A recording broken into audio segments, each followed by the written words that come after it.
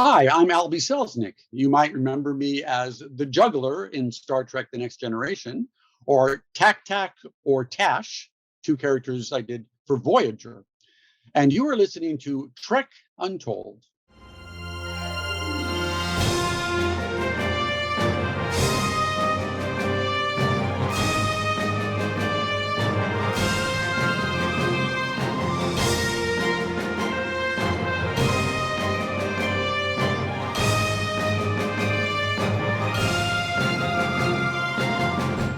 Hello and welcome back to Trek Untold, the Star Trek podcast that goes beyond the stars. I'm your host, Matthew Kaplowitz. There are some actors who are just perfect for Star Trek, whether it be a look or a certain skill set. If it's a Starfleet officer, they tend to have a certain authoritative quality about them. Or if they're a Klingon, there's something strong inside them. For today's guest, Star Trek found some great ways to utilize his unique talents combined with his acting chops, not to mention not being claustrophobic while sitting in the makeup chair. And that actor today we're going to be speaking with is Albie Selznick. Albie appeared in the Star Trek franchise 3 times, beginning with his role as the unusual-looking alien known only as the Juggler, who you may have seen in Loxana Troy's special hologram program that she shared with Alexander Rozhenko in the TNG episode Cost of Living. Next, Albie showed up on Season 3 of Voyager as the Tak Tak Consul from that really awesome episode titled Macrocosm. Finally, Albie donned the alien makeup one more time to play Tash in the Season 6 episode, The Voyager Conspiracy. Now, he also has a 4th uncredited role in a Voyager episode that was quite an important one, but you're going to have to wait until we get a little bit deeper into the interview to hear about that one. I'm going to keep that one close to my chest this time. Outside of Star Trek, Albie can be seen in films and shows like Xanadu, Breakin' 2 Electric Boogaloo with his group The Mums, who we're going to talk about today also, The Twilight Zone, Beauty and the Beast, Night Court, Ricochet, News Radio, Suddenly Susan, CSI, NYPD Blue, 24, Desperate Housewives, Dexter, The Young and the Restless, Castle, and a whole lot more. Albie is a charismatic ball of energy. He is perpetually in motion and quick with a joke, but don't be fooled. He is just as insightful as he is a jokester, and he takes what he does very seriously. He's passionate and enthusiastic and always gives 110% of himself in everything he does, including this interview. So, get ready to experience the world according to Albie Selznick. But before we begin this week's episode, I want to remind you to follow Trek Untold on Twitter, Facebook, and Instagram at Trek Untold, all one word. You can get show updates, check out some fun memes, and let me know what you think about what's going on with the current events in the Star Trek universe. You can also support this show directly on Patreon at patreon.com/Trek Untold, where you can support this show for as little as $2 a month. At higher tiers, you can listen to the shows before they come out, know about my guests well in advance, and even have a chance to ask them questions, get transcripts of these episodes to make sure you get all the info, and more benefits coming soon, including watch parties and live streams. But that's all dependent on more fans like you coming over and letting me know you want to be a part of events like that. If you want some Trek Untold merchandise, check out our store for gear and apparel, including shirts, hats, stickers, water bottles, notebooks, and a whole lot more. New designs will be added throughout the year, so it's always worth taking a peek. Trek Untold also has an Amazon shop where you can peruse everything Star Trek, sci-fi, and geeky on Amazon in one convenient location. If you're looking for a gift for the Trekkie in your life, or maybe want to see some of my favorite non-Star Trek things that you can get for yourself, check out the link for my Amazon shop in the show notes on the audio version and in the description below this video on YouTube. If you're listening to us on iTunes or any other audio platforms that allow for ratings and reviews, please leave us a 5-star rating and a positive review to help out this show. If you're watching it on YouTube, don't forget to subscribe to us at youtube.com/Trek Untold and give the video a thumbs up and a comment. All of these things help more people find this show and to continue growing and bringing you awesome guests each and every week. Now, without further ado, let's beam in this week's guest. Computer, access interview file. And welcome back to Trek Untold. Now, join me on the other side of the screen is a gentleman who's, I say this a lot on the show, it's a face you will recognize, but you're not going to recognize because it was covered up in a whole lot of makeup in Star Trek times. And you can't see the blur thing. That's me in the makeup chair. One of my many hours. Ladies and gentlemen, that is Tash, and the man holding that photo, that is Albie Selznick. Albie Selznick. This is the other guy, the Juggler. One of them. Yeah. Hi, everybody. Hey, welcome to the show. Yeah, we got a lot of fun stuff to talk about because you have had a very interesting and very diverse career in performing. There is a lot to dissect here, a lot I didn't know about you that I'm really excited to learn about and share with my audience. So, yeah, Thanks, Albie, man. let's jump right on in here. Let's just start at the very beginning. What is your earliest memory of Star Trek? Did you grow up watching it? I did. Yeah, I was there when when it was on every, I don't even know, Wednesdays or whatever. I remember the shot with when Kirk was with the green lady, and I remember them like making out, and then and then cut to he's putting on his shoes, and you're like, wow, well that just happened. That's the birds um, and the bees in Star Trek. yeah, yeah. I, you know, I thought, and Dr. McCoy, and I thought, by the way, the guy from Carl Urban did a great Dr. McCoy Yeah. impersonation. My dad had died when I was a kid, so I got really into fantasy. All my shows, all my movies, everything I did were fantasies, and I became a magician, and it helped me to kind of get through the sad, horrificness of my life. And so Star Trek was one of my favorite shows because of that, along with the Munsters and the Addams Family, and anything that had some kind of a fantastical element. I've always been a sci-fi fan. I mean, I've read all of them. And I was a Trekkie before there were Trekkies, But I've never been to Comic-Con. We have to change that. We have to get you out of. Have you not done any signings or anything like that? I tell you something. One day I did a signing. I don't think it wasn't Comic-Con, but it was something else. But because I did 3 different characters, and then I did another thing that I guess we'll talk about when I came up with the language. But I wasn't paid to be on a panel.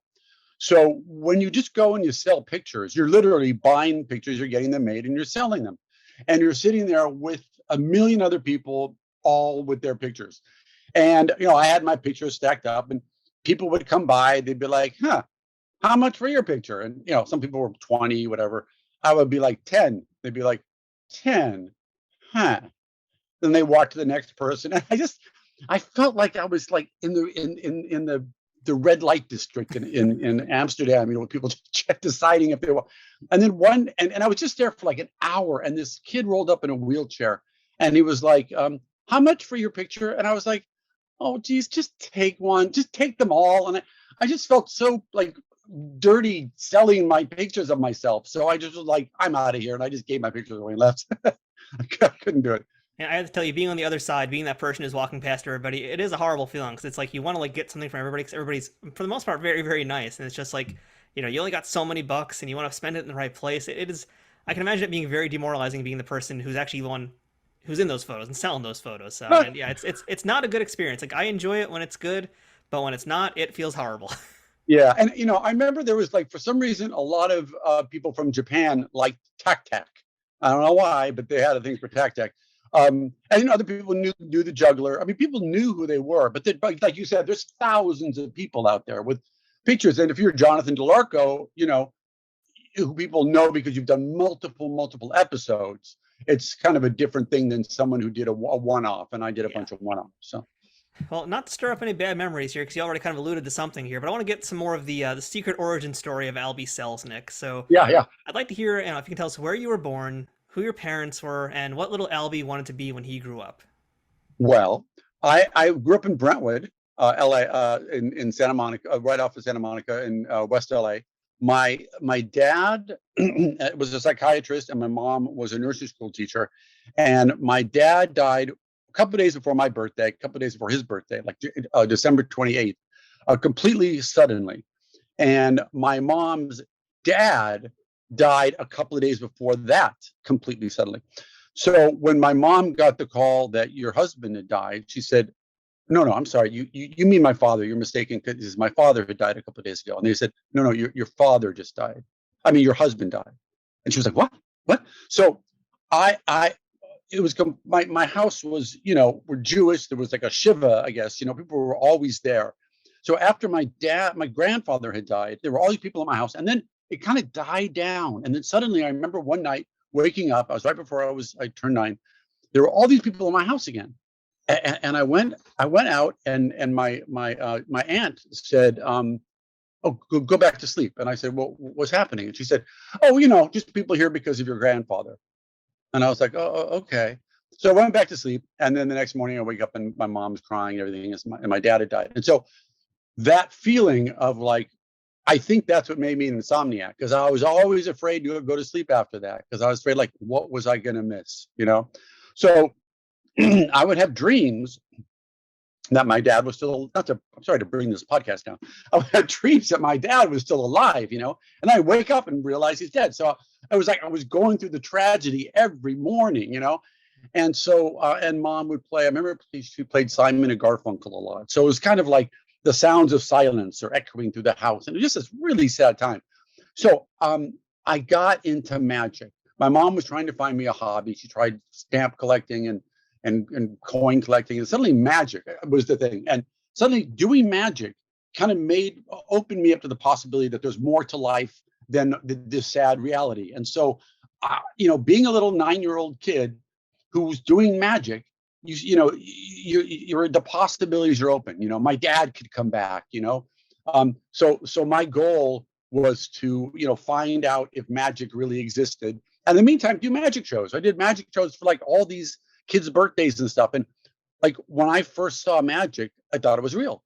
And then I'd learn how to do the tricks. And then, I would know how the tricks worked. But then when I would do the tricks for other people, they would think they were real. And so I got to sort of vicariously live through them having that aha moment that I first had. And so it kind of gave me the thrill, that there was more out there. So I became a magician, a very serious magician, and did it all through junior high school and high school. And in fact, I was like, I was doing birthday parties, all the time. And performing was like, my thing. And then and I was very serious. I was like, yell at my partners because they weren't serious enough. And then when I found out about David Bowie when I was 15, he suddenly became like, oh my God, David Bowie is from outer space. He is the man who fell to earth. And I really thought that. And so my goal was to like get seen by David Bowie and get to work with him. And so like that was kind of my career. And I finally did. And so I formed this group, the Mums, and we were juggling a magic act. It was very, very creative and unusual. We opened for Duran Duran, and with an African voodoo act. We opened for Devo with our Bauhaus German act. We opened for Berlin, Frankie Goes to Hollywood, and Ry Cooder. And then we wrote these plays that we put on that got very, very good reviews in LA.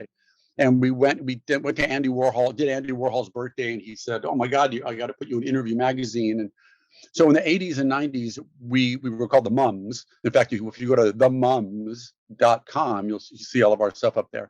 And so now I'll tell you a really quick thing is that we were opening for Devo, and we ended up walking out because right before the show because of something that we didn't like. And so I got really depressed, and I was like, I'm going to just write to David Bowie. And I did with an idea I had, and he wrote me back. And so I corresponded with David Bowie, and I got to meet him. And he never did this tour, but I thought Scary Monsters as a circus, a Fellini circus, would be really cool. And so, and he liked the idea. And so I have 3 letters from David Bowie. And so I'm working on my new show. It's called Letter from David. So that's a long answer to one little question. There's a lot to unpack there, Albie. That's for sure. I mean, and that's why I asked this question, though, because I really like to have Trek Untold be the kind of show where it's not just where we sit down and ramble about Star Trek, but it's where we really get to know the person and understand why they do the things that they do. And, to kind of just paraphrase some of the things that I took from your story just now is it feels like a lot of why you went into performing was in particular because you were kind of surrounded by this real somber silence. I'm going to use silence because talk about Simon and Garfunkel and the sound of silence, but you were literally filled with this melancholy sound as a very young child, very important time in your life.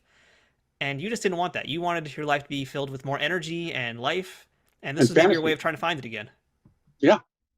I mean, Mary Poppins, when they jumped into the cartoon world, I was like, that's my world, Yeah, because that's going to be real tough. I mean, I can say I'm lucky enough that I've not had that kind of experience, but I can't imagine being 9 years old and just being in that kind of situation and having to now understand what just happened and what's going to happen for the rest of your life now. And it's interesting how you were able to then find a way to cope, and that was through, I guess, performing arts. Yeah. Also, I didn't have a father figure, so I didn't have anybody to kind of guide me in that way. So I was kind of always looking for like male role models, and I think that's another reason why sort of David Bowie became the thing. But and also not having a dad, it's like I didn't get seen. My mom was very busy with lots of Yeah. jobs, and so not being seen is another reason I think people get into performing, because you need people to validate that you exist. So in a way, you performing does that. And I feel like we're getting ahead of ourselves a little bit here, but since we're on this topic, I mean, you have a very, very prolific career. You've done a lot of things, but you're an adult now, and you've been an adult for some time. At this point in your career, I mean, do you feel seen? Do you feel like you've gotten that validation? Oh gosh, thank you. That's a really good question. God, I feel like there were um God, I don't know. I mean, I guess not, because I'm still striving to be seen. And I'm also, it's so weird when you get a compliment. Don't you always go, oh yeah, nah, okay, yeah. It's like it's hardwired into us. So I mean, as much as people have said, "Oh, you were so good in this," or "I loved you this," or when I wrote my show Smoke and Mirrors, which was about why I got into magic, people would come backstage and say, "Oh my God, I went through something similar. Hearing your story made me feel really wonderful that I wasn't the only one, and all that stuff." And you feel good, but you're always going, yeah, yeah, yeah. But you can't take in compliments. It's really, really hard to take in compliments. And so, um, I I've had a really hard time with that, with being able to sort of go. But I will say, going back in my life and think, and you got me at a time where I'm writing the show about my life, and called Yeah. it the Letter from David one. So I've been looking at my life, and there are so many different things I've done. The magic and the acting and lots of commercials and things that kind of define the mums that kind of defined me. So I guess if I look back, I'm happy that I did lots of different things that were successful. Um, but I don't know. still I still mean, trying to be seen, I think. this is something I've been thinking about lately too, is like a life and a purposeful life, and the concept of Yeah, that. I yeah, feel like yes, it might be something that you and I are definitely. both thinking about right now. Yeah. So, I feel like I just saw a great clip actually from Joseph Campbell talking about this. I can't remember the entire quote, but basically he was saying how life doesn't necessarily have a purpose. There's not like one purpose. There's just a lot of different things that happen in life, and if you're just seeking this one ultimate purpose in your life, you're never going to find it. That's good. Yeah, Yeah. I love Joseph Campbell. He sounds though like little like Elmer Fudd when he talks. Yeah. So it's That's his kind wonderful of New work England accent he has. Iron John, and he's like, well, Iron John. Yes, The pathetic power voice. of myth. Yeah, right. Yeah, yeah, yeah, yeah. But yeah, we'll come back to all this stuff because I'm sure it's Okay. going to be, I think, tied into your career as well. And let's The talk. hero's journey. The hero's journey is the thing. Has been my life. Yeah, I just wrote a movie about a hero's journey. I just love that. My isn't every favorite kind movie of about the story. hero's journey in the end? Yeah, yeah. I guess it is. Yeah, yeah. Well, let's continue on your journey right now, and let's talk a little about you're talking about now your music career, being part of the Mums, and doing magic and that kind of thing. So where does now performing on stage as like an actor come into play? Because you're doing stuff that is performative, but you're not straight up dramatic comedic actor. You're just doing other things in the realm of performing. Yeah, I really, I gotta say, I really love acting. I would say, right now, if I had to choose between all the things that I've done, I think acting is my favorite, because you I've gotten to a place as an actor that I feel really good with, and it took me 10,000 hours, to feel good with it. But when you make really cool choices that you're really excited about, I mean, I just love auditioning. And now you can audition at home. You don't go there anymore because of the pandemic. So you audition at home and you send it in. And when you make really interesting choices that you can't wait to show them, it's such a fun feeling. Magic is kind of all about fooling somebody, and I've always, in all of my magic I've ever done, it's always to me more about the pattern. It's about the story that I write, and how I can do the trick. So I've never, like, I don't like card tricks, or coin tricks or those things. It's, to me, yeah, they're going to find your card. It's sort of inevitable and boring. But how, like, the tricks that I've always done were very interesting and funny, and and have stories to them. And so that's you kind don't really of do like the close-up magic kind of thing. You're more about the, I guess, really the performative part of magic itself. yeah. I'm more of a performer than a magician. But so stage acting. I'm a member of a theater company called The Road, which is so fun. I just recently auditioned. Where do you live, by the way? I'm in New York.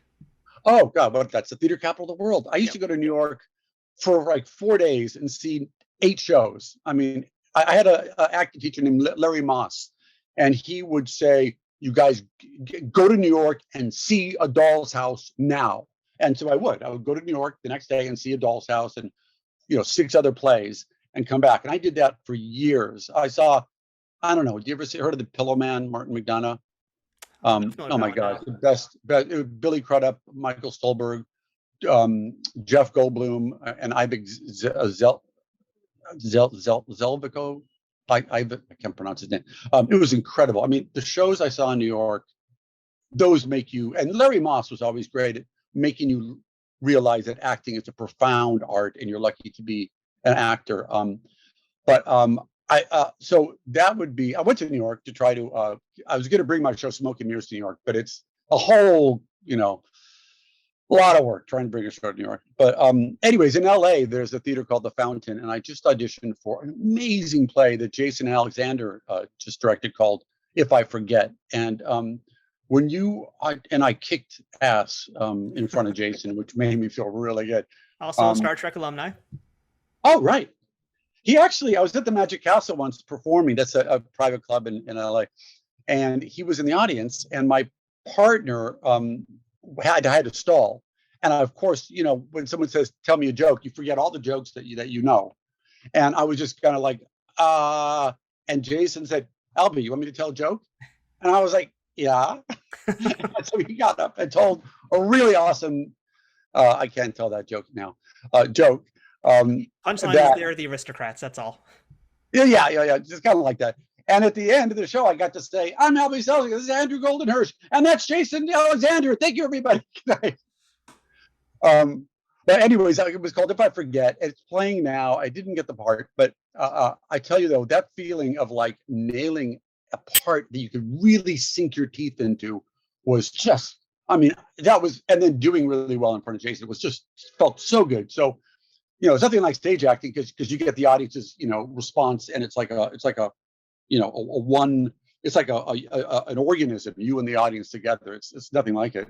Now, you were telling me before we started this interview, in fact, who one of your other first acting teachers was. So I guess let's back it up for a minute, and let's go way back in your past and look at like how you actually got your start. And if you want to mention what that name was, feel free to here.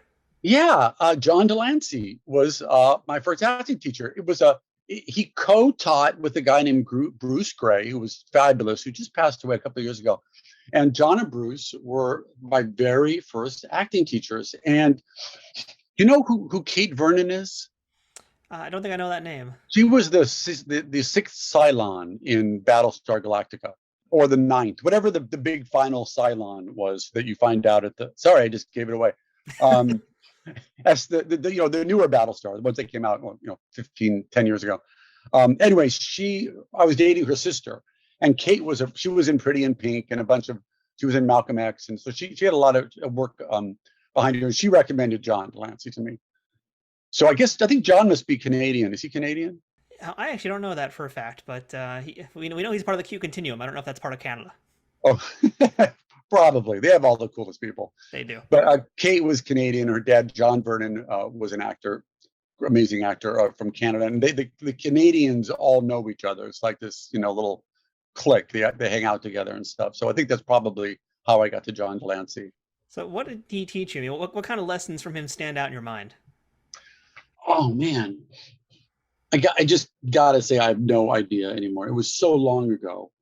For me, it was my very, very first acting experience. So so much has happened since. I probably was just terrified, the entire time. It was, of course, before John was Q. He wasn't, famous as far as I knew as an actor.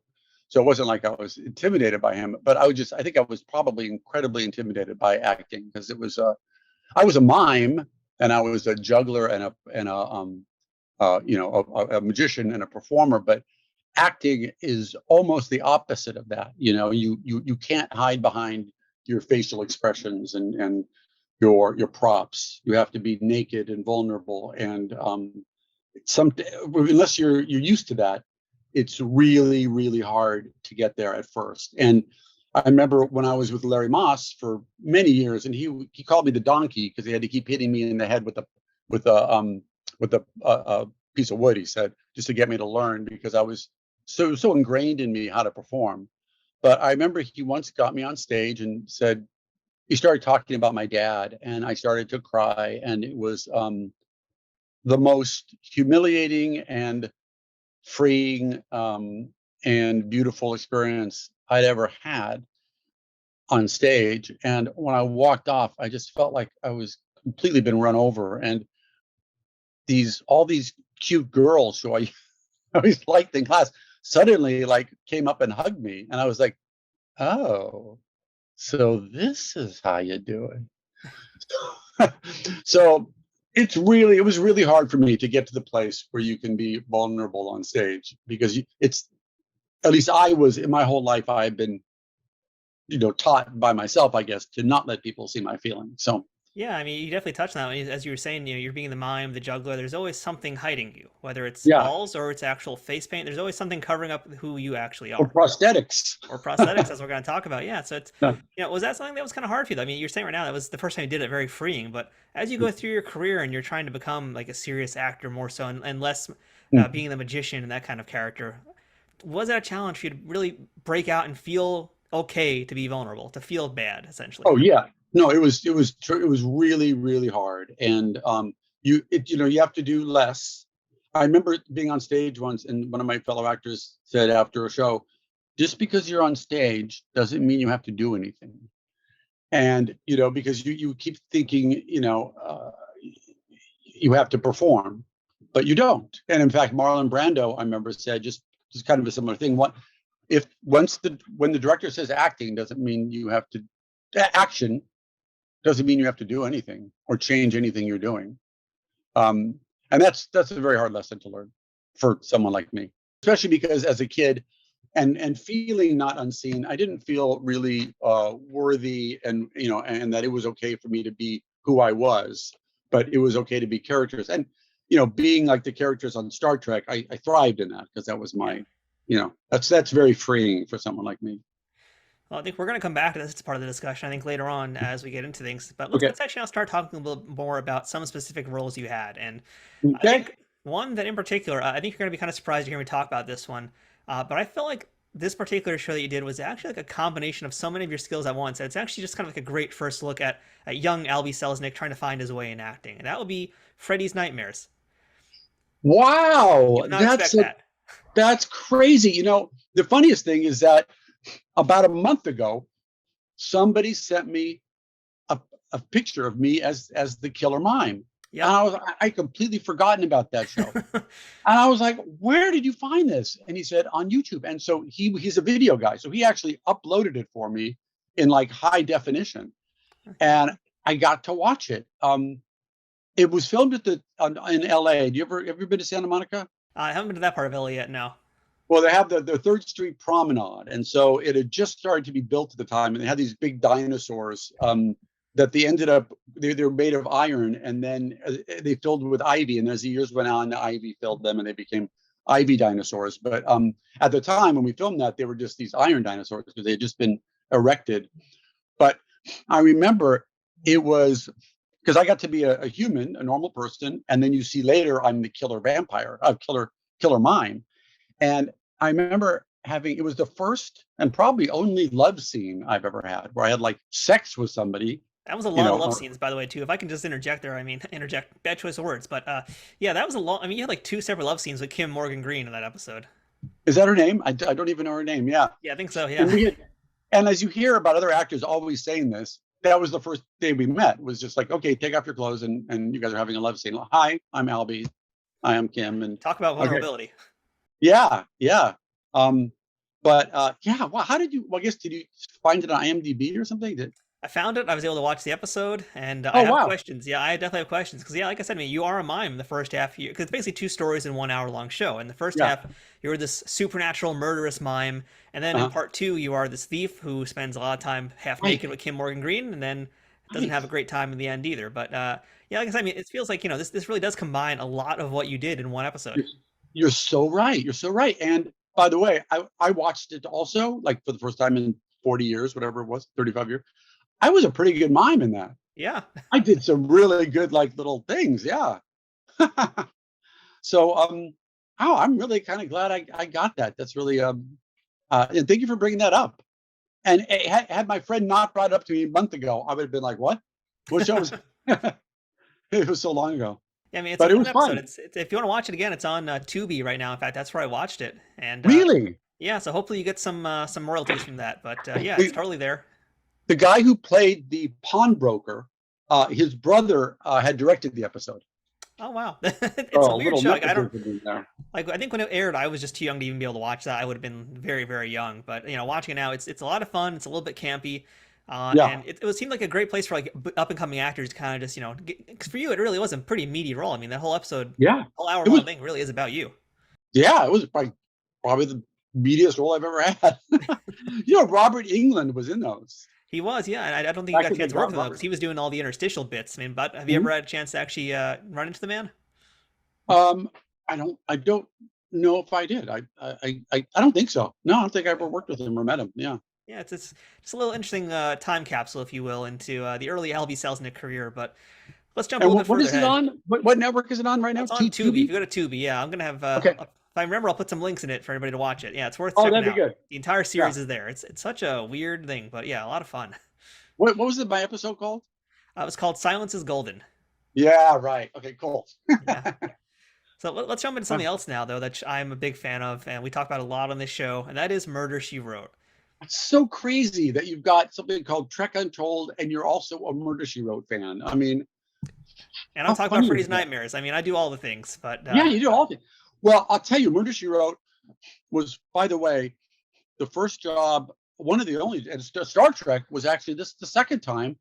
Well, no, third time I got picked without auditioning. ah, They actually had seen my reel, which was not very big at the time.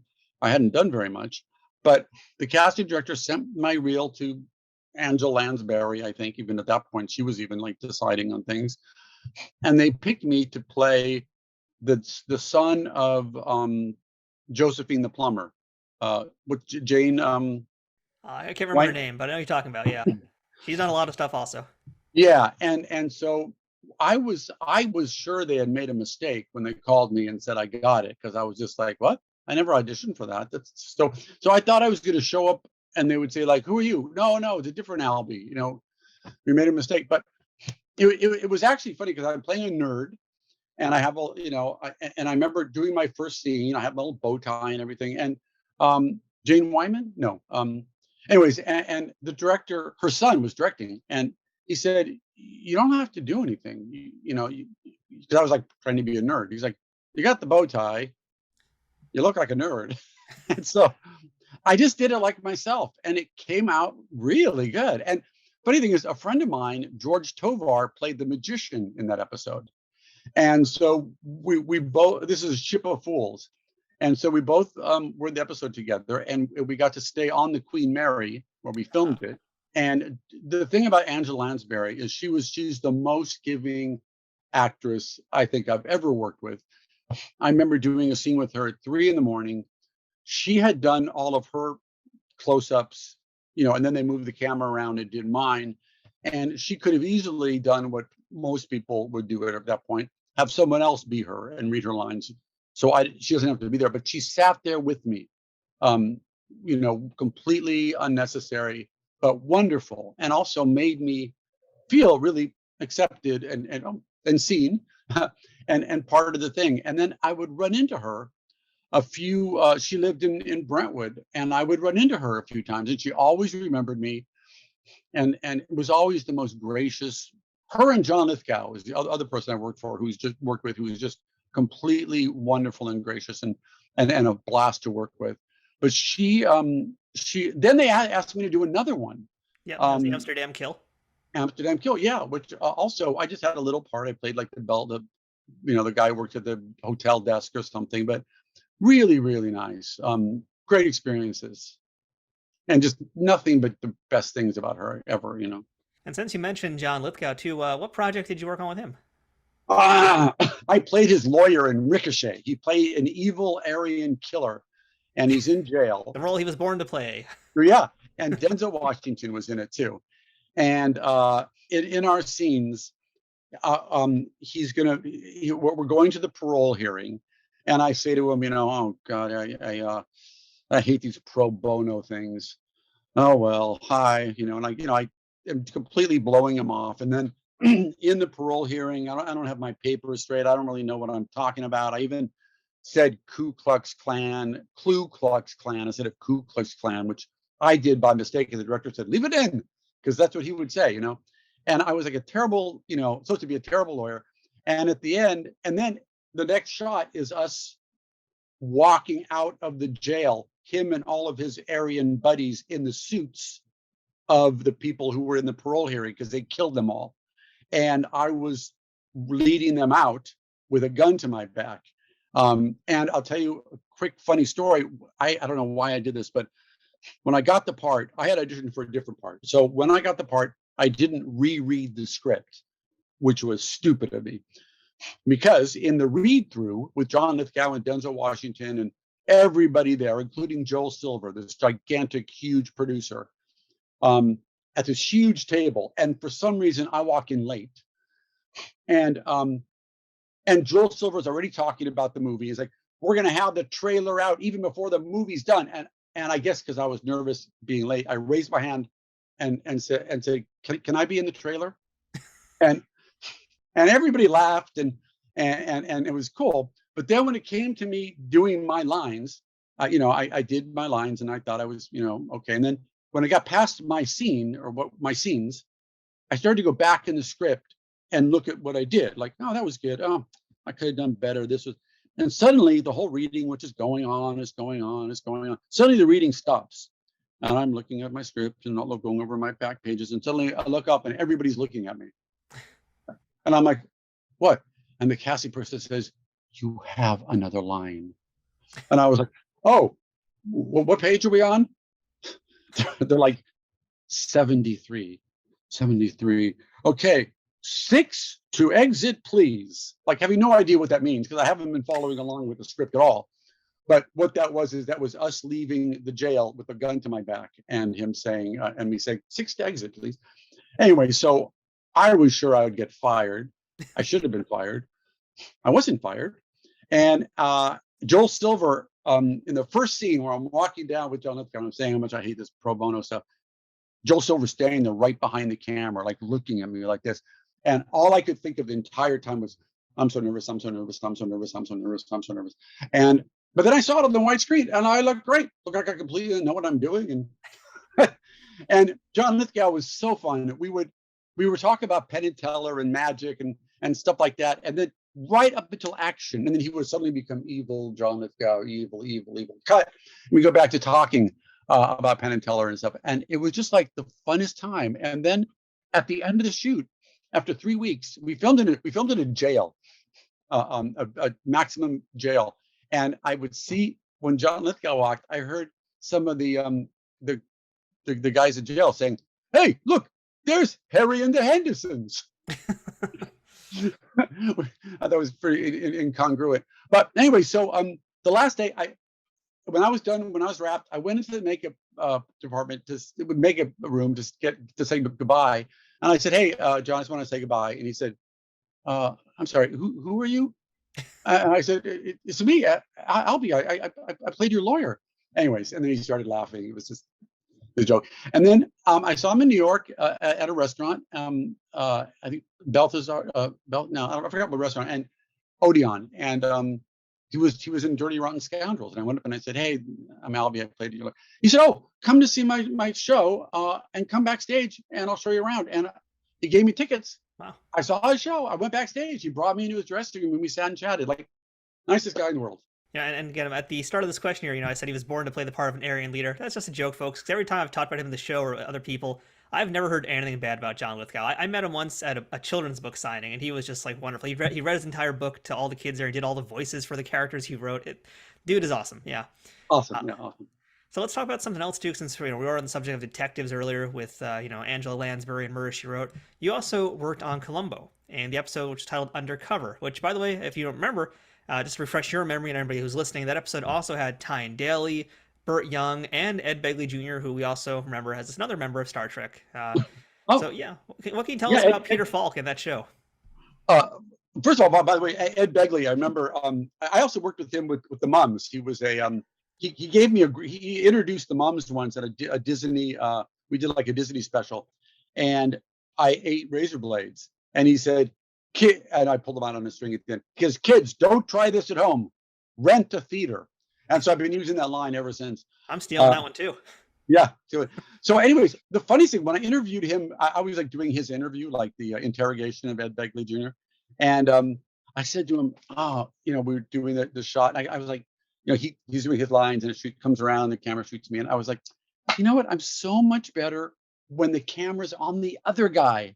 And I thought he'd be like, I know, me too. And he was like, oh, not me. I was like, thanks, Ed. Anyway, but what I remember most about Peter Falk, he gave me an acting direction, like, don't worry, well, you just got to be yourself. I forgot what it was. It was something really simple. Just think, what if I was really saying this, to my best friend or something? Like, he kind of it was something like that. It was a very simple thing, but he was like, he didn't do it in like a mean way. Almost like he was putting his arm around me and sort of giving me a little suggestion to how to do the scene. And it was really wonderful. He sort of took me under his wing. But one thing I remember about him, we were rehearsing, we were filming on Lankershim and in front of this little hamburger place. And I remember he'd walk up and down the street. He'd be practicing his lines. Wait, one more thing. Wait, one more thing. Wait, one more thing. And he would literally be practicing his lines, looking just like Columbo, walking up and down the street with that kind of hunched over, kind of thing that he does. But I've never seen, like, you were always told as an actor, you shouldn't rehearse your lines. You should just, see how they come out in the moment, But there he was, like practicing his lines, trying to figure out the best way to say that line, And I always thought, okay, so you know what? Rules are made to be broken, and people should do, and this is one of the best things I've ever learned about acting, people should do whatever works for them. Never should. I mean, I hate being, as an actor, I don't like being coached. Never helps me. It's always somebody telling me what they would do, basically, or how they think I should do it. But if you find it yourself, it's organic. It's, it comes right from you, and it's whether they want it or not, it's you. And so, I have a very, except for Larry Moss, who I loved, acting teachers can be pompous and guru-like, and they like the feeling of talking. There was one in particular, I'm not going to say anything bad about him, but he's a very famous actor who also had an acting class, and he would just talk, and and he wasn't nice to people either. So, and I'm not going to bring him up. But anyways, it's hard to be a really good acting teacher because you've got to really be able to understand the person and help them get to where they're going personally. And so, Peter Falk liked to figure out how to say a line, and he did it, and he made him a star. He was amazing. Nicest guy too. Yeah, that's a great lesson to get from that set. And also, I gotta say, it's just a spot on Peter Falk impersonation. So thank you. Another really cool, quick little thing is that I got paid a lot of money for that show because it was a 3-week shoot, and then the earthquake happened, the '92 earthquake happened, so they had to postpone the shoot, and they didn't know when they would continue the shoot. So we got paid all the days while we were waiting for, like, basically the sets to be reconstructed and everything. So I got paid for like 6 weeks of straight work, which was probably the most I've ever gotten paid, for anything. Trek Untold will return momentarily. Trek Untold is sponsored by Triple Fiction Productions. Celebrating 15 years in business in 2023, TFP creates 3D printed Star Trek and sci-fi inspired items that fit into any collection. Whether you're a cosplayer who wants a Starfleet phaser, a Bajoran tricorder, or a Klingon dagger, or a toy collector looking for that special accessory or diorama to make your figures truly stand out, Triple Fiction Productions has exactly what you need. And for you figure fanatics, that includes products that are the perfect size for Galoob, Mego, Playmates, and everything in between. All products are 3D printed in the US, with new designs constantly being updated on their website. Repeat customers can sign up for TFP's loyalty program for free, which is a great way to save money as you build your collection. Repeat customers can sign up for TFP's loyalty program for free, which is a great way to save money as you build your collection. Repeat customers can sign up for TFP's loyalty program for free, where the more you order, the more discounts you receive. TFP also has a Pay What You Want section, where clearance or misprinted items are available at a discounted price. Best of all, every product can be shipped worldwide. As a special bonus for listeners of this show, Trek Untold has a special discount code just for you. Enter Untold10 at checkout for 10% off of all orders with no minimum purchase required. That's 10% off using Untold10. To see all of their products, head to triple-fictionproductions.net. Or to stay up to date on their newest products, find them on Twitter, Facebook, and Instagram. Triple Fiction Productions, where something is only impossible until it happens. Are you looking for the perfect fashion statement to show you're a geek and proud of it? Well, welcome to Geek Girls Castle, where I make fun and functional geeky clothing and accessories for every occasion. My name is Missy, and I started creating my own gear and apparel in 2015 to bring nerdy products to the geek girl population, which does include all LGBTQA+, non-binary, and POC and BIPOC folks. I couldn't find anything for us gals except t-shirts, so I decided to combine my passion for fashion with my fandoms, ranging from handmade skirts with really large pockets, travel accessories like toiletry bags, luggage tags, and zippered pouches. I also embroider nerdy items for home decor like wall hangings and hand towels, and products like keychains, bookmarks, and journal covers. Need something to carry all that in? Well, I make great bags to put all those accessories into or onto. Whether you like Star Trek, Star Wars, Doctor Who, Marvel, DC, and everything else in between, there is something for every geek girl. My website is constantly updated with new styles and fandoms, no matter what time or dimension you come from. If you'd like to browse my products or ask for something custom, visit me at geekgirlscastle.com. That's geekgirlscastle.com. All right, well, Albie, let's beam into our Star Trek discussion now. And we got 3 appearances to talk about. Let's start with number 1, and that is... Beam me up, Matthew. Let's do it. We're talking now 5th season of TNG and the episode titled Cost of Living, where you play the Juggler, which you took a look at earlier. And he's this character on the holodeck program that Loxana Troy uses with Worf's son, Alexander Rozhenko. So, normally on this show, I like to ask about the casting process and how you got the role. And this time around, I'd say this is probably one of the most interested I am in any role I've talked to with someone, because they're looking for like a juggler, they're looking for a dude to wear alien makeup. I mean, how the heck was this audition, and how'd you land this role? It was a very easy part for me in terms of the character. I love that he goes, "What do you do?" "I'm juggling my worlds." And then at the end, he's sad and he's like, "If you ever have a world, don't eat it," because he had eaten his worlds, and he'd eaten one of his worlds. And I really felt for that character. And his whole kind of whoo, I sort of it like kind of came up. What an idea! Bing, I came up with kind of, it just fit me. It fit my character, my personality, and that the energy fit really well. I remember when I auditioned, I brought in these little things I got in a toy shop that were like balls, but they had little things coming out of them. So they were like balls with little tentacles coming out of them, which I thought would be kind of Star Trek looking. And they were like, and I remember Edward Jackman, another juggler, a very famous juggler, was auditioning too. And I said, "Edward, where's your juggling stuff?" And he goes, "I'm not going to juggle. I mean, they know I can juggle." I was like, "Oh, okay." So, anyways, I juggled my thing. I did the thing, and then they said, "Okay, listen, we really like you, but can you also juggle just normal balls?" I'm like, "Yeah, these are much harder than balls." And anyway, so it was really exciting for me. It was like probably, the biggest part I had ever gotten, at least in a long time. And it was 4 hours of makeup every day in the chair. And I remember, was it Brett Spiner on that? Brett Spiner was on that show, right? He would come in every morning. We could get there at 4 a.m, and I'm not a morning person at all. We get there at 4 a.m, and he would do this years and years of this, every day.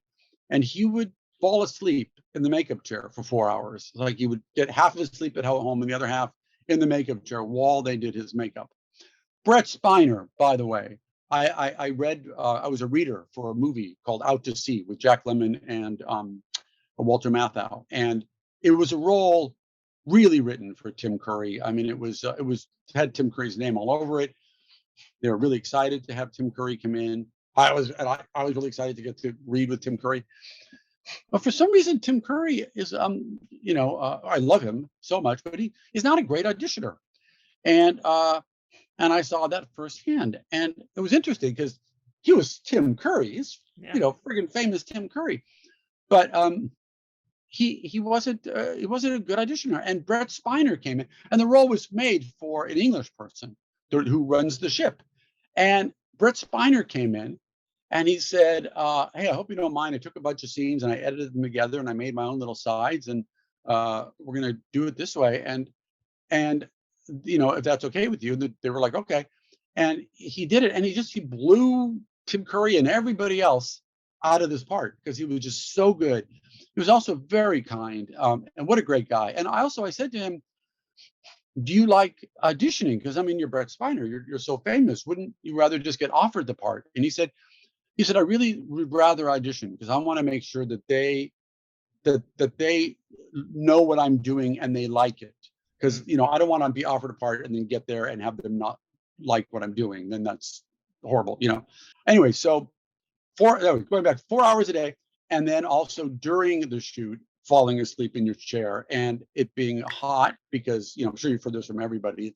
It's hot under that stuff, and you sweat under that stuff, but the sweat doesn't come out because it's underneath that stuff. So your face is like wet with sweat underneath all this prosthetics. But luckily I had a great character, and it was a joy. And Gene Roddenberry's wife was in it. Yeah, Majel Barrett was in it. You get to work right alongside her, as well as Brian Bonsell as Alexander Rishenko. And just one last note too about the makeup, because that was some pretty wild out there makeup. Yeah. And my ears connected. Yeah, I was going to ask about that because Michael Westmore was apparently very, very happy about how the character came out, and he said in interviews that particular look was something he had wanted to do for a long time. So you were almost like a pet project for him in that regard. Oh, that's awesome! We won a Clio for best makeup. Yeah, it's a phenomenal makeup job. Just incredible. He's the best there is. I mean, aside from being super sweaty in that thing, though, how hard was it to work? Because that is, that was a lot of pieces. Well, as long as I could see to juggle, it was fine. I got, it was a very movable thing that I got to be in. I don't remember ever not enjoying every second of that shoot. Even the long hours and the sweating and the falling asleep, and I think it was just, you're in Star Trek, what could be better? And you're working with Gene Roddenberry's wife too, which that's, legit Star Trek royalty right there. Really wonderful too. She wasn't at all, prima donna-ish or anything. She was just the kindest, most wonderful person. I would hope so. And talk about vulnerability, because you got to do a mud bath with Majel Barrett. That's right. We did the mud bath, and I had those cups we had were made of white chocolate. That's what that was. I was going to ask about that. In fact, it was white chocolate. Wow, that's good. Yeah. That's lucky. I was wondering, was this like popcorn or something, popped rice or something? No, it was delicious. Wow. I remember I was also in Batman Returns, and I was in the Penguins gang, and I was an evil juggler, and I was in that for 3 months, and we sat we were part of the gang of the strong man and a thin man. Doug Jones, was in it, and every time Tim Burton would say, "Okay, let's bring in the strong man, let's bring in the tall man, let's bring in the bearded ladies, let's bring in the jugglers." We had all this beautiful makeup. Bring in the jugglers. Okay, take out the jugglers. Okay, good. And we went through that every day for 3 months. And I remember I would go to a commercial audition callback during lunch with my scary makeup on, trying to be like a kid's dad, working with the kids, and they were just like scared to death of me. But see, that was not enjoyable because we never got to work. We had to sit in the trailer every day, and I finally quit. I finally was like, you know what? Because they weren't paying me with a long contract; they were paying me daily, and I finally just told my partners, my two other partners and the moms were in it, to just find someone else because I just I didn't like going to work and not working.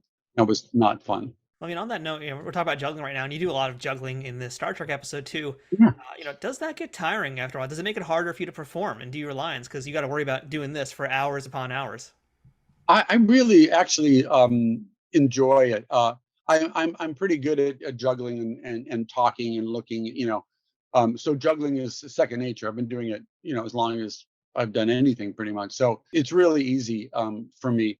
And they gave me balls that were perfect weights and everything. So it was really fun. I didn't have to do any really hard tricks. I couldn't because I do a trick where I catch it behind my neck. All those kind of things you couldn't really do. So I also juggle clubs and lots of other things that are much harder. So the balls are easy and fun. All right, well, let us jump into our Star Trek Voyager now appearances with you, Albie. And you've got 2 of those, and we start in the 3rd season episode, Macrocosm, where you play a Tak Tak Consul. And you're having many, many discussions with Neelix, and the captain is there too. And that's my Tak Tak for you right there. Very good. Very good. It's good attempt there, at least. Yeah, so, I mean, he's the most extra alien in the entire universe. Let's be serious about that. I mean, their entire language is just overly dramatic gestures. That's like the perfect character for Albie Selznick to do, right? It was, like talking about what I guess we're going to talk about when I did sign language. It's 2 languages. One is what he says, and the other is what he's really saying. So it was almost like he's saying, "Nice to meet you," but really he's saying, "Go screw yourself," And so you had to be able to, I came up with those movements, and they would later ask me to do that again for another episode. But so I came up with those movements, and again, those kind of characters are very freeing for me. I feel completely creative when you're wearing a mask of any sort. It's phenomenal how fun you can have with the character. There's no limits. You don't feel watched. You don't feel judged. You're just playing. It's just play. And I loved Neelix. What's his name? What? Ethan Phillips. Ethan Phillips. Yeah, we had the same voiceover agent, so I would see him in voiceover auditions all the time. And really, really nice guy. And so was she. She was also awesome. Captain. Gosh, she's done so much work since then too. Yep. Kate Mulgrew, she's still Captain Janeway nowadays in Star Trek Prodigy. What's Prodigy? It's the new animated series on Nickelodeon. Oh, cool. She does a voice? She's Captain Janeway once again. She's a holographic version of herself. Oh, have fun. Yeah. Oh my God. And she was just in, what was she just in? Besides Orange is the New Black, but she was in something just more recently. Yeah, she's in the Man Who Fell to Earth, right? Oh yeah, Man Who Fell to Earth. Oh my God. Did you see that? I have, yeah. It's amazing. It's amazing. It's so good. And when he says, "Tell my wife I love her very much," and then the other guy, I can't pronounce his name, says, "She knows," was just like made me cry. And Bill Nighy as David Bowie. Yeah. What a inspired choice. I love that. That's one of my favorite shows of all time, Man Who Fell to Earth, the TV series. Well, anyway, actually a little more about Ethan Phillips and you guys, and so you guys have this rapport already. So I'm curious, Star Trek shows, as I've learned it from other interviews, Star Trek shows don't normally have rehearsals. And you and Ethan Phillips have this whole routine where you're doing, again, all of the gestures as you're communicating. Did you guys rehearse that, or was that just pure improv on the day of? No, well, I think we rehearsed it. I think we met a day. We did. We met a day in a rehearsal room, and I showed him the gestures, and so he could learn them all. It was really, really fun. I have to admit, I feel so out of shape, like trying to gesture as I'm talking, because I'm like, this is really hard to talk and concentrate what I'm saying while doing all the movements. I mean, that is some. It's a little bit of a mime robot, It is, yeah. Some of those kind of things, yeah. You're really popping and locking when you do that. Yeah, pop and locking, yeah, exactly. Yeah. I'm curious to know too, because for the most part, we only see your character in that scene, and then later on when you're talking to Captain Janeway through the monitor, which obviously you're not in the same room with her. You're doing that a separate day, and that's solo. Yeah. So curious to know, when you did those scenes where you're shooting, talking through the monitor, was that a separate day for you, or was it all done on the same day? don't remember. I would think that it probably was the same day because having done as many TV shows as I've done, I have learned that if they can in any way have you for one day instead of 2 days or 2 days instead of a week, they will figure out how to do that because it saves them a lot of money. So it must have been one day. Same with Tash, I think. I mean, the Juggler was a whole week, but I think Tash might have also been probably, I would imagine, one day. Well, let's talk about Tash now, in fact, because that's your final role in Star Trek Voyager. I think that's the meatiest role, right? I'd say the bunch, and that's the episode Conspiracy from season 6. I'll tell you the exciting thing for me about Tash is that was the third VIP. Remember VIP with Pamela Anderson? Yep. VIP, I played the psychiatrist for all of them out on an island, which was so fun. I didn't have to audition for that. And I also didn't have to audition for Murray Schroed, and I did not have to audition for Tash. The third time ever. And the reason is because the director had just directed me in a Zyrtec commercial. And it was, one of those commercials where, I'm inside and the pollen is coming up and it's causing my whole house to be full of weeds and flowers and everything. I'm sneezing and it's horrible. And then I take Zyrtec and I walk out into the beautiful day. And oh my God, I really should have done my due diligence and looked up his name because he was the nicest guy, really, really great guy. So he hired me without me auditioning, which was just completely weird because I didn't even know that he knew that I had anything that I'd ever done in Star Trek or that I'd even ever done acting besides the Zyrtec commercial. But for some reason, he thought of me and I got to do it. And again, that was one of those characters like the Juggler, which I just loved. I felt very, I loved him. His heart was my heart. I felt for this guy. It was again a really easy role, and just he's part of me. I love that. The funny thing also about Tash is it looks like he's wearing a penis on his nose. That's basically every Star Trek alien out there. It's either a penis or a vagina on their face. Yeah. Really? Okay. So I'm part of the tribe, so to speak. It's the tradition. Okay. Okay. But that was also interesting because I wonder if I have any pictures. So this is me. I don't know if you can see. Yep. With the hood on, because in the back of my head is nothing. It's just my own hair. So okay. Unlike the other, unlike the Juggler, it didn't wrap around. It just was like, up to here, and the spots, and then the penis. Old Star Trek face penis. So that's pretty interesting to hear, though, because normally it's like full on all over them, but you actually got a little bit of breathing space. That must have been nice. Yeah, it was. It was and it wasn't tons of makeup. I mean, it was around the nose and the lips and whatever was here, but mostly it was just like paint. It's almost like making me look like a lizard. And of the 3 makeups that you had to do, which one was the most arduous for you? I would say the probably Juggler. Well, definitely Juggler because it was there for a week, so it was every day of that, and probably Tak Tak was the least. Okay, that's surprising. But now that you told me the secret behind Tak Tak and his hood, that makes a lot more sense. Or Tash, I mean, and his hood, yeah. I also did a Buffy and the Vampire Slayer where I was a monster, and that was much worse makeup. I think so my cousin directed it. I love my cousin, but for some reason, working with Westmoreland's team was a much easier. I think for some reason Buffy seemed to be I don't know, just getting it off was just impossible. Whereas these guys were just like, and I had to do a commercial the next day at like 6 a.m. after Buffy, and I still had like pieces of the makeup on me, the prosthetics like still glued on. Somehow they used some weird glue or something. Whereas these guys just wipe it right off and it comes off in 5 minutes. And there's nothing you want more than after 12 hours of being in that stuff to be able to just take it off in a second. That's one of the things I think they really mastered on Star Trek, especially because they did that so much, is like how to get it off in decent amount of time and also not killing your skin. Because I've talked to we had Armin Shimmerman on the show a while ago, and he basically talked about his appearance on Regis and Kathy Lee as Quark, and they basically explained how they got the makeup off so quickly so you could still, he started the episode as Quark, finished it as himself, and it was kind of not the best thing to get that thing removed so quick. And other characters have heard the same, or just basically burns their face or leaves stuff on their face. So there's a right way and a wrong way to do this. What do you mean he finished it as himself? So he started the episode like in character on Regis Academy. He went to the opening of the show Oh, as Quark with all the Quark makeup and the outfit. oh, And then by wow. the end of the show, he came back just as Armin Shimmerman. Oh, I see. Great. Good for him. Yeah, he's great. He's a great guy, by the way. Yeah. We had a theater company. Mine was The Road and his was Antius, right next to each Yep. other. He came to Smoke and Mirrors. Really great guy. Really, really great guy. So we'd be remiss to mention too, by the way, that through all these Star Trek appearances, all three of them, this Voyager episode as Tash is the first time you're actually really on the bridge, or really in the ship itself. Because the first time you're the Juggler, you're in the holodeck, you're in that weird place.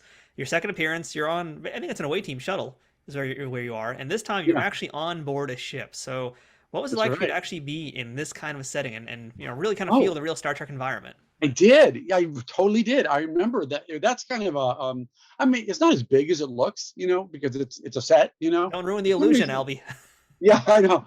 But there was something, really profound about sitting there. Do you remember when Al Gore was on SNL and they did a skit of him being in the Oval Office, and he even this is when he didn't make the presidency. Yeah, they're doing a skit and he kind of like walks in and sort of sits down and picks up the phone and goes, I want to talk to Khrushchev for, whatever. And he was very funny. He kind of played along with this great skit. That's what it feels like being in the Oval Office, being on the bridge, being on the ship. I mean, really had that kind of amazing feeling. And again, I felt more, you feel so much more part of the company than when you're, on a film, like Tak Tak when you're just shooting in or something. And I did one more episode. Do you remember where I came up with the language? Did I tell you that? No, I didn't hear this one. So when they asked me to audition for another episode later, and I had broken my hand, and Mary Howard, the producer, called me personally, and she said, "We really want your audition." I said, "Well, I broke my hand." And she said, "Well, it's a planet that only talks in sign language. How would you feel about coming up with the language?" It was the Ventu people. And would you come up with the language and you can teach it to them? And so I said, okay. So I said, if you pay me the same as if I would be in it for a week. And she said, okay. So they paid me and I came up with the language with seven of nine was in it and a bunch of other people. And I came up with a sign language for this planet, the Ventu people. And they only spoke with their left hand because my hand was in a cast. So this entire planet only spoke with their left hand doing sign language. So that is your secret fourth Star Trek appearance. That's not even really credited anywhere, oddly enough. Yeah. So I was on the set. I was sitting there with the director and everyone else. I had to bring my own chair. They told me to get a chair, so I got one of those fold-out chairs. You take to the beach. Yeah. And I still have it. I only used it that one time on Star Trek, but I got to sit in a chair and get paid, a weekly rate and teach everyone this sign language. I'm trying to figure out, what was the most challenging role in this case? Because it sounds like this might have been, in some ways the easiest because you're not sitting in the makeup chair, but also the hardest because you're figuring out an entire language. Well, it was actually not hard to figure out the language. I just ran into it recently and pulled it out of my stuff. It was actually the hardest because I didn't get to be on camera and having to teach. I don't like it's an awful feeling when you're teaching someone else and you're like, oh, you want to be there doing it with them, and so mentally it was hard. So what would you say of your on-screen performances in Star Trek? Which was the character that was most meaningful or your favorite? Was it actually Tash? Well, I think the Juggler probably because it was the biggest and I worked the longest and I worked the hardest. Yeah, it was. I think the Juggler was the most famous of them in a way. So I would say the Juggler. Yeah, because I got to be in it a lot more. So the Juggler. I would say Tash. I loved. Like I say, I just loved his soul. Tak Tak was fun, but he's almost like a robot guy. So what was it? It was probably the least favorite. But like I say, people from Japan like it. So. It's interesting if I'm going to psychoanalyze you for a second, because that's what I'm going to do. The Juggler is that very much extroverted outward character who's wearing all the makeup and cover himself, but Tash is very much the vulnerable character. And it's interesting that he's like the one you don't really necessarily like as much. And I wonder if maybe that's part of it, because he's much more vulnerable in a way. No. I love Tash. I love Tash. Emotionally, I love Tash the best. Yeah. But the Juggler is my favorite because he's in the Star Trek universe. He's the most famous, and he actually was, to tell you the truth, somebody once sent me a big poster of all the famous Star Trek people, and the Juggler's in that. Ah. So I think he's more famous of the three. So of course that's the one I like best. See, for me, I actually liked, if I could ruminate about this for a second, I really like Tash the best, because I like, especially the makeup job is great, and your performance as him I felt was really great, because he felt so sympathetic. I mean, that was the thing, like the emotion was there. Like, I really loved what you did with him, and the makeup, your acting, your performance, it all just married together wonderfully. And thank you. That's just kind of why I was thinking about that, because the Juggler, as I was saying, is he's the character we talked about at the start of the show. He's the magician. He's the person hiding behind something. He's the jester. Whereas Tash is like something a little bit more human. Yeah.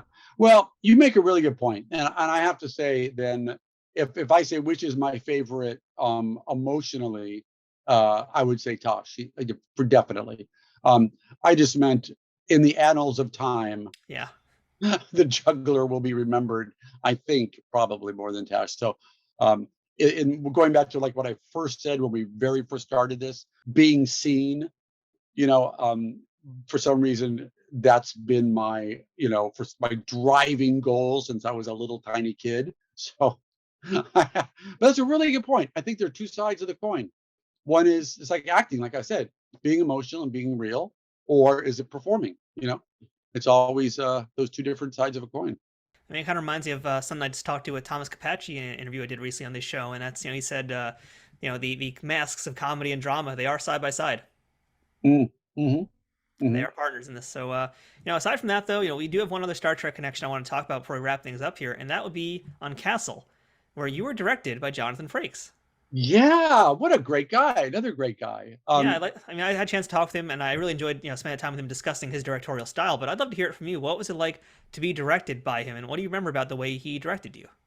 Well, first of all, what did he say about directing me? Because I'm probably he probably talked a lot about me. He raved about you. Yeah, I'll just say that he's the most unassuming. I keep saying nice things about people, but it's true. I mean, what's wrong with you? You gotta give me some dirt or something. I know. Well, I've been keeping the dirt out because I don't want to say dirt out loud. But great guy. I love Jonathan Frakes. Again, Castle was a pretty neat episode. Not at all the kind of role I thought I would get, but it's always really fun being the sympathetic guy who ends up being the killer. I've had a bunch of those for some reason, but it was literally. I did not think I was going to get it. As in most roles, I don't know if other actors feel this way, but as in most roles, the ones I think I'm going to get, I never get. The ones I don't think I'm going to get, I get. And I remember when my agent called me and said, "You got Castle." I thought she meant I'm going to be performing at the Magic Castle. And I was like, "Oh, did Jack call you?" Jack's the booker. She's like, "Jack who?" I said, "Goldfinger from the Castle." She said, "No, the Castle TV show." And I was like, "Castle TV show? Oh, wait, did I audition yesterday?" Yeah. I got that. So but Nathan Fillion, I was a huge fan of Nathan Fillion because of Firefly. And my friend Ari Gross was on Castle. He played the coroner or the forensic guy, whatever, for a long time. And what's her name? What's her name? The woman who played the other lead in Castle was also very, very nice. And when I asked to take a picture with Nathan Fillion, he was like, "I've been waiting for you to ask all day." Like, he literally said that. Great time. I don't know what to say about Jonathan Frakes, except that his style is really completely warm, and actors make really good directors because they know how to talk to actors, and a lot of directors don't know how to talk to actors. They'll be like, "Do it more like this." You're like, "Well, I don't get, I don't know what that means." Or I had someone say to me once, "Why can't you do it like you did when you auditioned?" Or something like that. They just make you feel terrible. The people who know how to talk to actors are just, they're almost like coddling. They're like warm. You don't feel directed. You just kind of feel like suggested. And it's kind of like, "Oh, I love what you're doing. What if you did a little bit more like this?" Just give it a try, and you feel like, yeah, okay, that sounds like someone I want to be part of. It gives you a real good feeling of a camaraderie with them, as opposed to being directed by them. Like when Clint Eastwood directs, apparently, because of the horses, he stopped yelling action because it would scare the horses. So he started to just say, whenever you're ready. And so that's kind of like his acting technique, is he'd be saying, whenever you're ready. And so people never felt that pressure to act, And Jonathan had that kind of thing, just really, yeah, okay, whenever you're ready, kind of thing, really easy and fun experience. So, we mentioned about you creating the Ventu language, and I want to come back to that because I also found out, we were kind of doing our pre-interview before this, that you're fluent in American Sign Language, and I'd like to hear about that. Well, it started because I got cast in Romeo and Juliet with Deaf West Theater, and I as a Mercutio, and the theme was a circus. So Mercutio was a tightrope walker, and I'm a tightrope walker. So we had a tightrope set up and everything. But some of the actors were deaf, and some were hearing actors. The deaf ones, such as Troy, who won an Oscar for Coda, was Romeo. I was a Mercutio. So literally kind of evenly matched. So some people could hear it, some people couldn't hear. But we had to do sign language with our regular language. So I was doing two languages at once. I was doing, speaking Shakespeare, and I was doing sign language. So I learned it for that, and I learned it very, a lot. A lot of people were. Paul Raci, who was actually also in the movie Sound of Metal and was nominated for an Oscar, was my teacher. And in fact, I just saw a picture of Troy and Paul Raci on Facebook yesterday. Anyway, so they told me that at the time that Mercutio is very flowerful language, but everything he says is innuendo. So there's no innuendo in sign language. So they said you could either say, I want to screw you, or you could say you're a beautiful flower. It's like that's not a good comparison, but basically Shakespeare was very dirty, and which, by the way, the deaf community is very dirty. They love crude and body signs, and so Shakespeare was like that. It was a perfect match. So they said to me, do you want us to talk in flowery language, or do you want to go the base, really get in there with the grit and the dirt? And I was like, yeah, grit and dirt. So all of my stuff was like real sign language that was just, really crude, and the audience, but my language was very flowery. So the hearing people in the audience would be enjoying what I was saying, but the deaf people would be laughing hysterically, and they would just look at them like, what are they laughing at? Like, it's like I had a secret language just with the deaf people in the audience.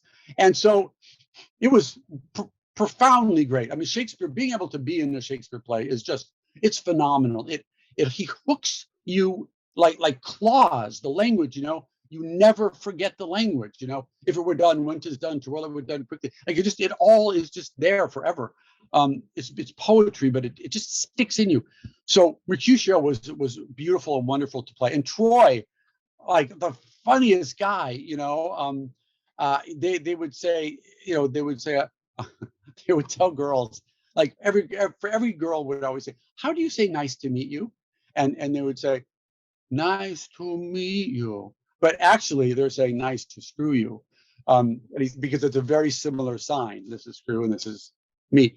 So and Troy was like that all the time. Everything he said was like that. And he was the funniest guy. If you ever saw his Oscar speech or his SAG speech, he won all the awards. There were always stuff like that, Anyways, then I got to audition to play Marlee Matlin's husband for Desperate Housewives, and they knew I knew sign language, and I worked with Bob Hilterman, another guy on the show who's deaf, for my audition. And then when I got to the audition, I forgot everything, and I completely just made it up. But luckily, no one in the room knew sign language, so no, I booked it, and I had a great time to play Marlee Matlin's husband. Before I actually shot, I worked with him again and got it down. So because it's very, very specific when you do sign language. Like I had to do worm, and I would do worm like this, and they would go, no, it's like this, and I would go like this. They go, no, it's like this, And I go like this, and then we go, he can't do warm. And like do something else for them. It's so weird because they are very, and also, but they're very mimey. They're very expressive. It's all about in their face, like, and so it's all about finding the right signs for the right actor. So a lot of people, there are certain signs like mother, father, but there are a lot of signs that people make up. And if you ever see Coda, Troy's making up a lot of those signs. Like I want to cut his balls off, and he's making up all those signs himself because that's who he is. And it's a great language and a beautiful language. And if you don't know it and you're around them, you do feel like you're in another country because you're not part of it. So if you're with deaf people, it's really, really pays to learn the language. All right, well, Albie, as we come to a wrap here, I want to lightning round a few questions with you real quick. So no time to think, you just got to answer. So best gig you ever had, worst gig you ever had? Best gig I ever had. Suddenly Susan. I was Catherine Griffin's husband for 2 years. Worst gig I ever had, Vengeance Unlimited, because Michael Madsen was a cop or something playing a dentist, and he ate it was right after lunch, and he ate like this really spicy, like onion hot dog, and then got right in my face to do it. And I always to this day think he did it on purpose. All right, how about a moment from your performing career that was most challenging for you, but became the most rewarding? God, I feel like all of the performances that are, I know this is a cop out, but all the performances that are the most rewarding always start out as the most challenging. And you start them by thinking there's no way I'll ever get through this. And when you do, it's an incredible feeling. I will say one thing that popped into my mind. My agent asked me to audition for Scar for the musical, and I can't sing. And he said, "Oh, you're not going to have to sing. You're just gonna go and do the acting part." And so, but then again, they sent me the sides, and it was a song. It was Scar's song, from Lion King. And so I learned it. I learned it, really well. And I can't sing, but I learned it. And I went to audition. I learned from Jeremy Irons' version. I went to audition, and I heard people in the next room belting like they're doing opera. And when I came in, I was way, way beyond, out of my depth. And also, when you audition for a musical, they don't play the melody. They play the thing in the background, and you're singing the melody, which I cannot do. So the director said to me, okay, first I tried it. Then he said to his piano player, "You know what? Just play the melody for him." So they played the melody, and I did it. And he said, "Good job, Albie." And it was kind of like telling a 3-year-old that he did potty training well. It just I left that knowing, okay, but you know what? It made me feel like I'm going to learn to sing one day, because that's what I got fired from a play once because the director didn't think I could act, and that's what made me take Larry Moss's acting class, and I became a very good actor because of that experience. So yeah, I guess that's the answer to your question. That play I got fired from ended up being the best thing that happened to me. Long round way to get there, but I got there. We got there eventually. It's the journey that counts, right? Yeah. All right, so how about most valuable piece of advice someone ever told you, whether that was about acting or about life, that you still think about and use today? Can I curse? Go for it. Don't give a fuck what other people think. I think that's like the most powerful, profound thing you can do in life. And you just follow your dreams. I mean, this is a cliche, but I mean, I'm living proof that you could do whatever you want. I mean, no one thinks being a magician or an actor is something you could ever really do, but you can do whatever you want. And also find the thing inside you that is the thing that makes you special. It's usually the thing you're most afraid of. It's usually the thing you most don't want to show anybody. But that thing that you don't want to show anybody is what makes you who you are, and that makes you beautiful, and that makes you valuable to this planet. And last question, Albie, what is the best thing about being a part of the Star Trek universe? Oh, well, I got this. I got a hat. I'm jealous. I never thought about myself being part of the Star Trek universe. The way you put it, it's like when someone says to a new actor in the Marvel universe, how does it feel being in the Marvel? I've never considered myself part of the Star Trek universe. So you saying that is probably the best thing about it. Because now I feel like I'm part of the Star Trek universe. Thank you. I mean, it's very true. I mean, every role counts, and you were 3 of those roles, so that definitely counts a lot. It goes a long way, and then they are pretty memorable episodes also. And, as we now wrap things up here, I want to just go back to what we said earlier and what we said throughout this interview, which is about you becoming a performer to be seen and to be validated. And just, let's put some perspective on this as we come to a close, because just think about it, right? I mean, Angela Lansbury does her shots with you. She doesn't have to, but she did. John Lithgow gives you tickets to a show, brings you backstage. Didn't have to, but he did. There's all these stories you told me today on this show where you have definitely been seen, and your work and what you've done has been validated. And again, same with Star Trek. I mean, you are part of this Star Trek universe. You are part of this family, whether you realize it or not. You are there. So you are certainly being seen, and people know what you've done. So, and even if people didn't, you still have been seen for sure. So I hope that, just getting today to talk about some of these experiences does let you realize that, you have been seen and you will continue to be seen. So you have done excellent work throughout your career, and you continue to do excellent work. I'm very grateful to spend this time with you today, and I hope it's been as fun for you as it has been for me. Oh my God, it's been more fun for me than it has for you, Matthew. Thank you for saying that. You brought it full circle, and you're wonderful. Thank you so much. Oh, thank Really you. appreciate that. Well, I appreciate it very, very much today, Albie. This has been real, like I said, for real wonderful. And I wish you did conventions, because I want to get an autograph. So we'll got to find a way to get you back into the scene somehow. We'll get you back in the circuit. Give me back in the circuit, or I'll come to New York and give you an autograph. Let's do that. All right. Well, Albie, All right. Thank you so much. And Matthew, thank you. as they say, of course, live long and prosper. Live long and prosper, man. Thank you. That's it for this week's episode of Trek Untold. Until next time, don't forget to follow us on Twitter, Instagram, and Facebook at Trek Untold, all one word. If you'd like to directly support this podcast, please consider becoming a Patreon supporter over on patreon.com/TrekUntold, which gives you access to some great perks that can't be beat. Or pick up some merchandise from our store, or use my Amazon shop link to check out all kinds of different Star Trek merchandise. Links for all these things are in the show notes. Shout out to Triple Fiction Productions for being a key sponsor of Trek Untold. Don't forget to check them out and all of the fine folks whose ads you've seen or heard on this podcast too.